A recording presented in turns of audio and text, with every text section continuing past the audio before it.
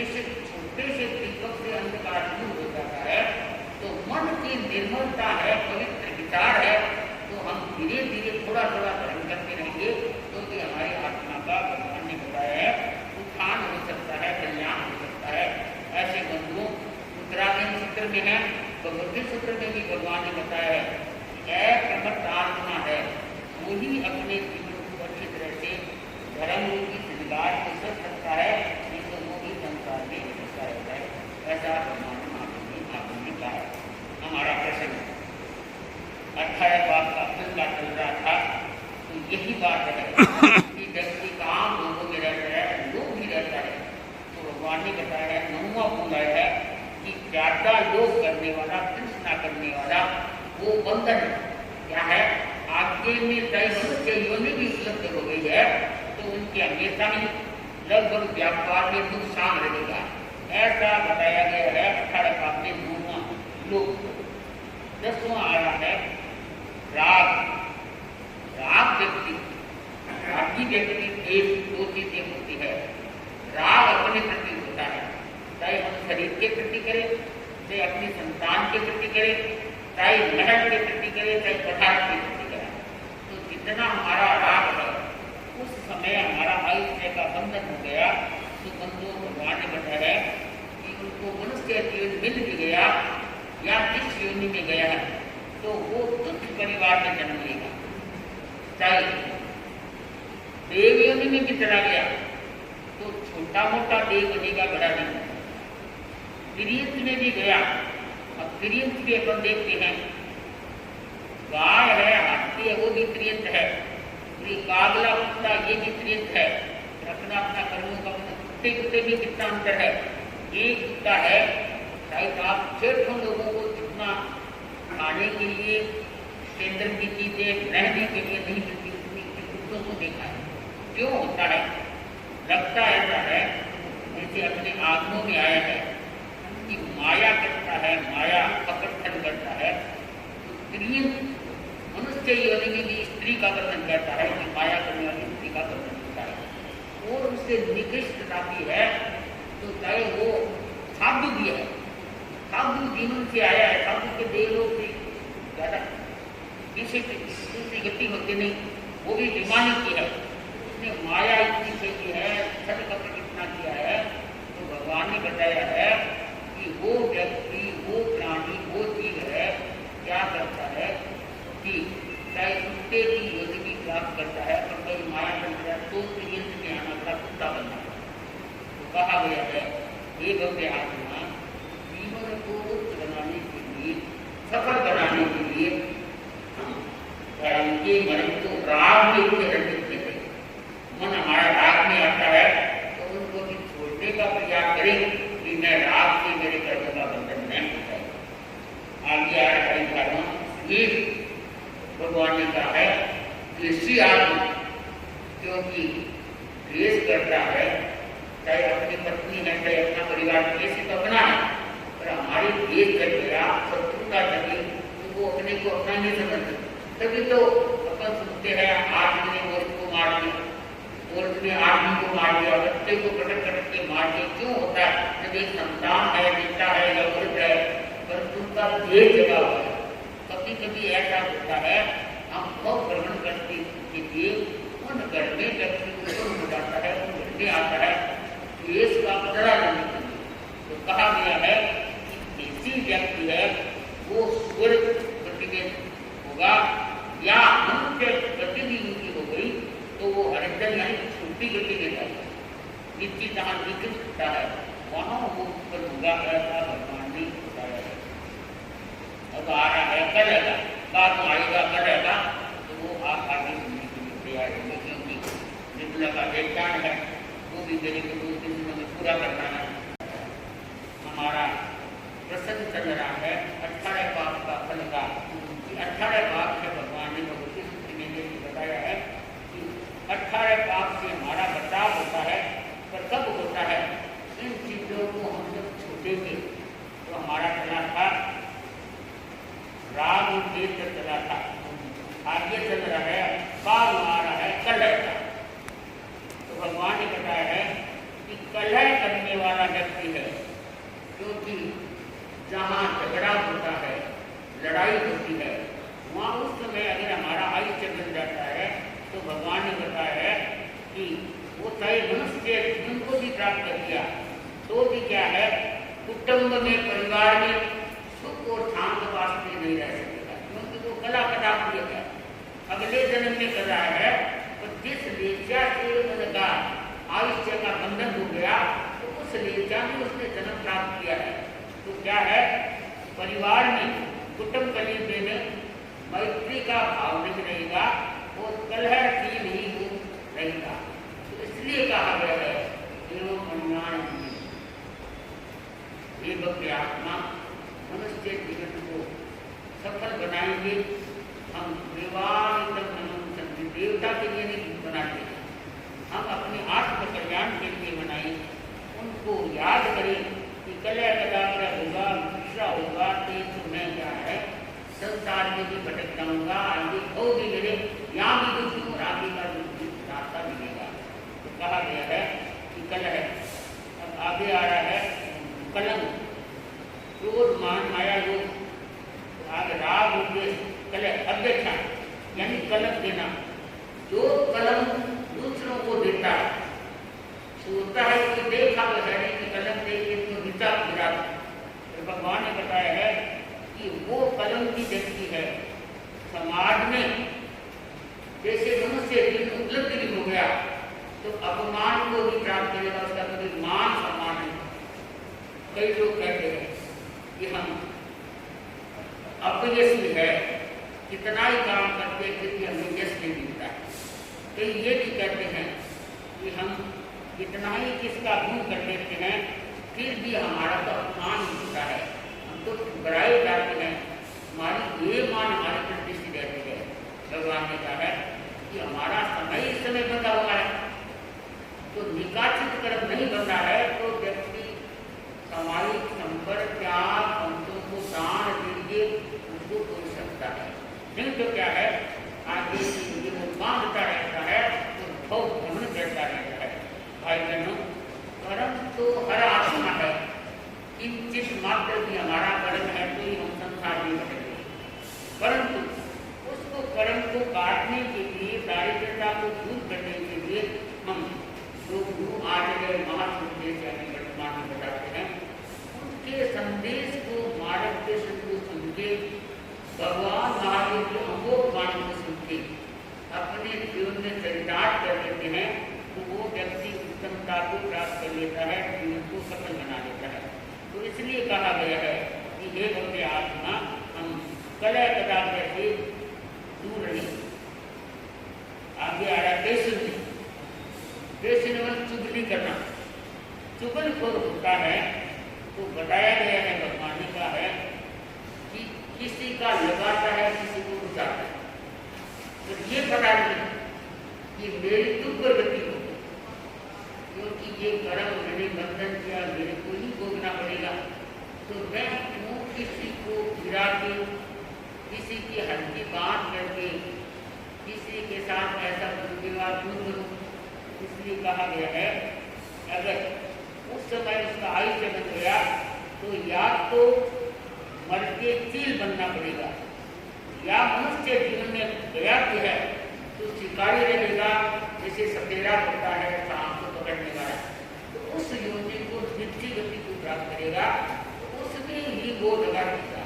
तो इसलिए कहा गया है कि चुगली खोर को ध्यान देना चाहिए कि चुगली करके यहाँ भी महाबुद्धियों को पुण्य को छीन कर रहा हूँ, पाप का बंधन कर रहा हूँ, और आगे भी मेरी वृत्ति सुलभ नहीं है। तो ऐसे भगवान ने बताया है। अब रत्ती और रत्ती, क्योंकि मैं बंद रहा हूँ, बता दो रत्ती किसे कहते हैं, ये समझने की बात है।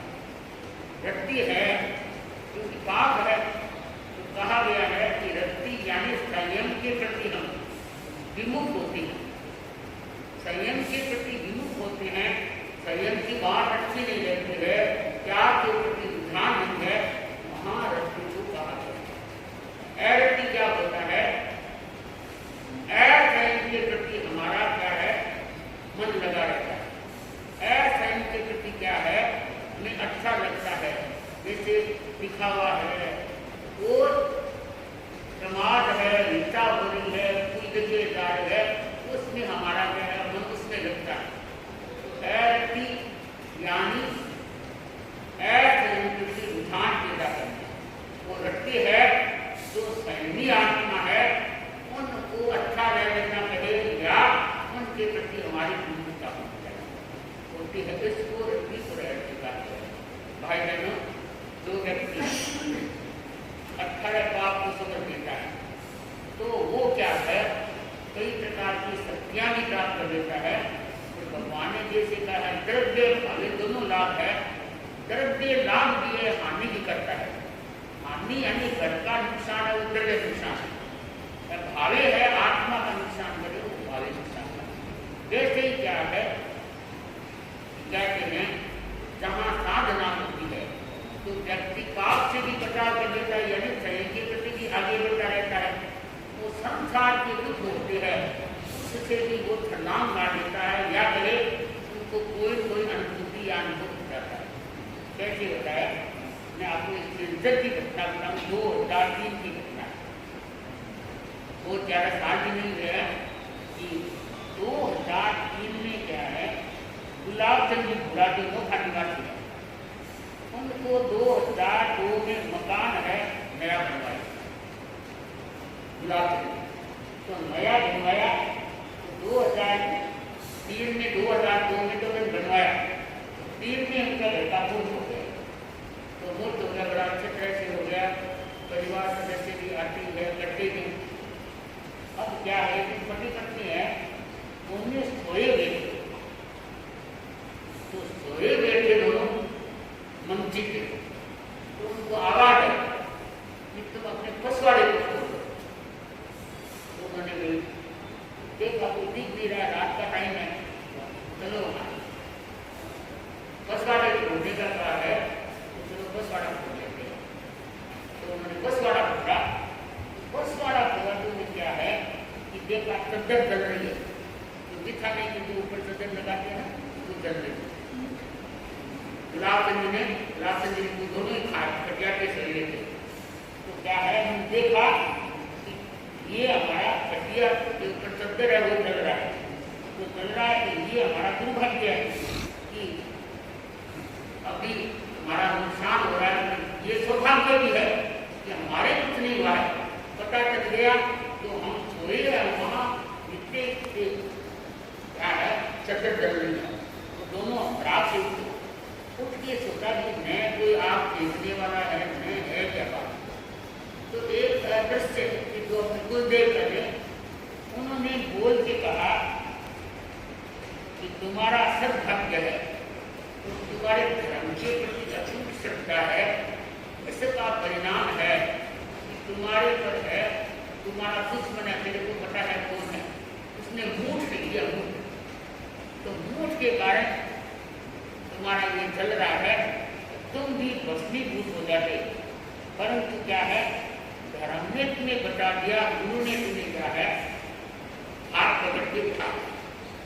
तो कहते हैं गुलाब जी गुरु है, दोनों उठ के हमारी देवी उस चद्दरे को उठा के बोलते आग लगने कहा। तो सोचा कि हमारे प्रिय गुरु धर्म हमेशा खाते हैं, हमें ये भी पता हमारा शत्रु कौन है, तो उसके प्रति अपन गुस्सा करेंगे या कुछ सुनाएंगे या लोगों में उनकी इज्जत लेंगे, तो कर्म का बंधन हमारा भी है। तो नए कर्म तो हमारे लगे हुए होते तो हमें भोगने, पुराने कर्म हो तो हमें भोगने पड़ेंगे, पर कम से कम नए कर्मों का तो बंधन न ले। तो उन्हें कोई न हमला किया, न किसी को हल्का बताया कि हमारा बंधन था। ये तो गुरु धर्म के प्रताप से जिस सैया पे हम छुए थे, जिस मंत्री पे चद्दर लगा हुआ था, तो नीचे से ही जलने लगी। तो मैं देखो हमारा पता नहीं क्या हो रहा था। आप समझ गए मुझे भाई बहनों, भगवान ने बताया है कि कोई चाहे मूठ फेंकने वाला हो, कोई ऐसी आग लग जाती है, कोई भी कुछ हो जाता है, कर्मों की गति बड़ी विचित्र होती है। जिस व्यक्ति ने जिस रूप में मांगा है, जो हमारा निर्वाचित कर्म है, ये तो बंधन हो गया, तो उसको भोगना पड़ता ही पड़ता है, चाहे हमें कितना ही बता दे।